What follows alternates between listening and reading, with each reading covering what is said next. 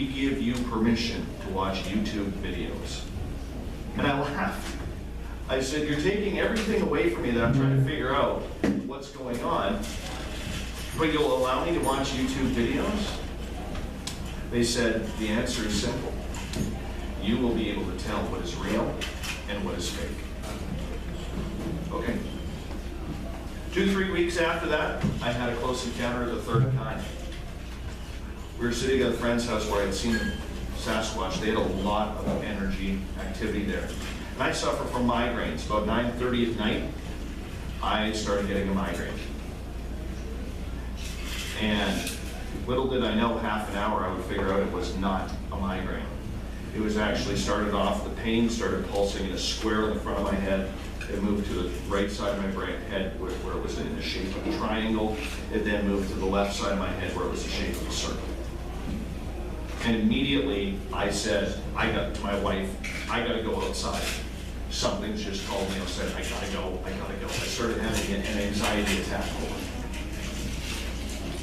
So what happened next was my wife says, oh, you're picking something up. I want to go with you. I said, you can't come. She's holding our 9-month-old baby boy at that point.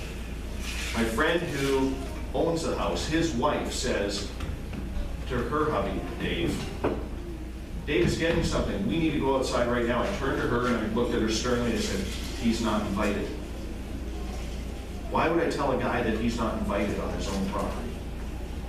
So her and I went outside. She was very psychic. Her and I went outside, and in behind their house they have this horse fence. They got 10 acres of property. There's only 2 houses on their street, and both houses are surrounded like in a horseshoe with forest. They stand by this old horse fence, and in between their property and the neighbor's property is this tree line that runs between the properties. It's about 10:15 at night now. The energy is incredible around there, thickest I've ever seen. So she goes, do you feel that? I said, yes. I said, out of God's peace, love, and light, you called me outside. Can you please show us where you are? And from the neighbor's back field, right by the forest, God is my witness, I will take a lie detector test on this. Okay? The entire forest lit up. 150 yards away. We're staring at the brightest white light I had ever seen in my life. But the interesting part about that white light, as beautiful and as pure as it was, you know, if you stare up at the lights here, okay, you're going to squint because it hurts your eyes. This light was so bright, and we could look at it without squinting. After about 30 seconds, the lights went off. I said, thank you. Now, here's the interesting part. The volume I am using with you guys right now is the exact volume I was using with this craft 150 yards away. There is no way that a person could have heard me. And trust me, everything that I thought, I'm thinking, okay, we have this craft or whatever it is 150 yards away. Is it one of those 100,000 kilowatt flashlights? No, there's no shadows moving, the light isn't bouncing around, there's no voices, there's no laughter, there's no nothing. Okay, so we continue on. I said, out of God's peace, love, and light, if you were of alien descent, can you please turn your lights back on? Boom, lights come back on. This time they were wider through the trees, brighter than it was originally. I literally moved 10 feet, 15 feet to my right to try and find a path, because I now have to see this thing. My God, I'm not going up there. Hell no. I don't know what the hell that is. Like, this isn't supposed to happen. This isn't supposed to exist. So I move over to my right to try and find a path through the trees, because I think I see something. I look through the trees, and there is this blue cylinder standing about 20 feet high. We have tall trees where we are, much like you guys do around here. Very tall, filled trees, 70, 80 feet tall. Okay, and I can see right through those trees. I found a path, and there was this blue cylinder standing vertically that I don't even know how wide it was. Okay, but it was standing maybe 20 feet tall. And at the bottom of this blue cylinder, there was this black cloud that was rotating counterclockwise. And after 30 seconds, the light went off. Now I say, holy shit. That told me it was just an alien. Remember when I told you about the strobers a few minutes ago? Okay. My friend wants to run over there because she's crazy that way. I said, hell no, you're staying right here with me because if this thing takes you, I'm not being held responsible. So she stays. She goes, we'll see if they'll turn the lights on one more time. So I said, out of peace, love, and light of God, just so I know I'm not crazy, can you turn your lights on one more time? One final time. Lights come back on. And after about 30 seconds, just what I would see in the sky with those strobers, on the ground, the ship starts strobing. And it strobed 8, 9, 10 times before it went dark for good. There was no sound, there was no wind, there was nothing. It, whatever it was gone. 5 days after that, if, show of hands, who has heard spaced out radio? Okay, so quite a few, okay? Have you heard of one of my guests, Samantha Mowat? She's the my resident ET expert. She comes on the second Tuesday of every month. Okay, if you haven't heard her, you have to. She is the best kept secret in ufology today. And I would put that up against anybody. I meet Samantha Mowat. She is 27 years old. She's a little red-headed lady about this tall, maybe 110 pounds. Tiny, tiny lady. You would never expect somebody like that to be able to pick things up on an ET level. It just, she did not represent what I thought a ufologist was or an experiencer was. Because at this time, I didn't even know what online radio was. Never knew it existed. Samantha and I, after about 20 minutes of hi, how are you? She sees that I'm pacing around the house. She goes, you want to go outside? I said, yeah. Yeah, I do. So I take her to the backfield of my friends, right across from where I thought the ship was. Landed 5 days previous. And she's picking up the energy. And my 2 dogs are there, the people who own the farm, their 2 dogs are running around. And Samantha says, yes, I'm picking it up. It was right about here. And she goes, I feel it was positive. You're having a positive experience. And we started explaining, and she started teaching me about what it was like. And she finally says, do you want to go back in the forest? I'm like, okay. She goes, I'm picking up something back there. Would you like to go with me? And I took a deep breath because immediately I knew that at 40 years old, my life was about to change. If that damn ship wasn't enough to change it, I knew that as of that day, April 10th, 2014, life as I knew it was over. So I took a deep breath, I sighed, and she goes, I said, yeah, let's do it. She goes, you know we're probably going to see something. I said, yeah, I know. Are you ready? I said, literally, I said, what the F? Why not go this far? Everything else has happened. So then she makes an interesting comment. She says, but I don't know if they'll show up because the dogs are going to run in there first. And the ETs that I know don't like dogs. They're scared of them. Okay? So we start walking to the path towards the forest, and there's this cathedral of trees that's probably 70 feet high, big firs. They're all lined up, real old growth, thick, like what we see around here. And she literally says, look at the dogs. We watch all 4 dogs run into the forest. So we follow on in. What the hell, let's give this an opportunity. We walk about 50 yards into the forest, and Samantha starts looking around. And I'm looking around. I said, you picking up something? She goes, where are the dogs? We could not see the dogs. All 4 dogs were gone. Don't know where they went. So, well, let's continue on the adventure. We walk about another 60, 70 yards into the forest. And for people who've been in the forest, you'll understand what I'm saying. Even though from up top it looks like a real thick canopy, underneath there's a lot of space. We come to this opening, and Samantha looks at me like this, and I'm over here, and she goes, okay, Dave, I don't want you to get scared. But I want you to look that way, pointing north, and tell me what you see.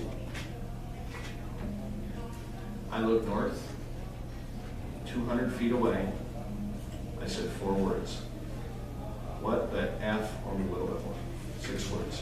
What the F is that? Samantha, what the F is that?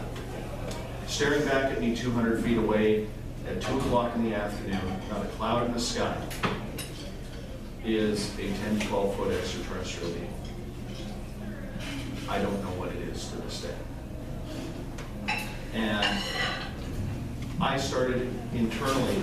You know when you see in movies where you see the actors where you know something bad is going to happen and you see them freeze and you're like, hey, asshole, why aren't you moving? That was me. I'm standing there frozen. Internally, I'm having a panic attack because I suffer from anxiety. There was 2 beings there. I couldn't get my eyes off the first. The second being, which was about a 5 to 6 foot character, a gray guy, but he wasn't gray, he was like brown. Okay? He starts telepathically communicating with Samantha. And he says, "You are more than welcome to come up to us and walk over here and say hello. Do not worry, we are not taking you, we're here to say hi. But we are very concerned about the man's fears, the man being me, or the man's health, pardon me, the man being me. Because right now, I'll be honest, I had a little poo in my, you know, who wouldn't? Right? Exactly. The feeling, if you have never had that experience, who here has had an extraterrestrial experience? Okay, a couple of us. I'm 40 years old at this time. I'm 43 now. I'm 40 years old. I was taught that there's a God and a devil. There's a heaven, there's a hell. If you're good, you go up. If you're bad, you go down. Nobody ever told me what to do when there's an alien 200 feet in front of me staring back at me saying, hey, do you want to come on over? What do you do? If you take every rule that you've been taught in your life on a piece of paper, and then some stranger walks up to you and says, look, give me that, crumples it up, throws it in the garbage, how would you feel? You'd feel lost. And in my 40 years, I realized that everything I had been taught was a lie. Well, then you can go sit outside from here. Since then, I have seen 5 extraterrestrials, the one in the forest. I woke up on the table 5 months later with 3 little gray dudes to my left, feeling around my head. I listened to the saw cut me in. And one of the things Samantha had told me during that point beforehand, she said, have you ever been abducted? Afterwards, I said, no, I haven't. She goes, okay, it's going to happen now. This is what I want you to do. She goes, remember, A, it doesn't hurt. B, just tell them to hurry up and get you home. And C, try and enjoy it, because for the most part, most extraterrestrials are not the evil beings that we have in the media made them out to be. So here I am, I wake up on the table, my face is in the donut, and I wake up and I look over my shoulder, oh shit, there's 3 of them. Cool. I hear the saw. Feel my skin being cut open, pulled forward, and I'm screaming. And I got home and Samantha's voice comes into my head. Remember, it doesn't hurt. And when I remembered that voice and I focused on that voice, all of a sudden I thought, oh, this is pretty cool. And they brought me home. The other ET that I saw was a large-headed gray that appeared at my window 10 minutes into my radio show. I was talking Buddha of all topics. There's nothing more that'll get you off topic than seeing an alien at your window. Believe me, it's happened. Now I'm going to tell you a little bit about Space Out Radio. Space Out Radio launched on November 30th, 2014 on the urging of a good friend of mine, Johnny Enoch, after he egged me on to start it up after I hosted his UFO conference in Vancouver. I had no intention of getting back into radio, but here I am. Space Out Radio is a 7-day-a-week show, if you haven't heard it. I do Monday through Friday. My partner here, James Tyson, does Saturdays and Sundays. We work hard on this because we want to be that choice for the experiencer. And with the attitude that we are here for the experiencers, we have noticed our numbers climbing steadily, especially over the last few months. We try to be everywhere. You can find us on Spreaker, iTunes, TuneIn, YouTube, our website, spacedoutradio.com, and we're still growing. We know where we want to go. Eventually, we want, with the help of you as the audience and the listeners, we hope that your emotional connection, if you get that emotional connection with us, we hope that you take the time to let people know about the show. Our goal is to be that next voice for you, the experiencer, on terrestrial radio or satellite radio.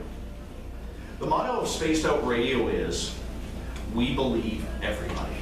Now, that may sound a little too politically incorrect for a lot, or politically correct for people.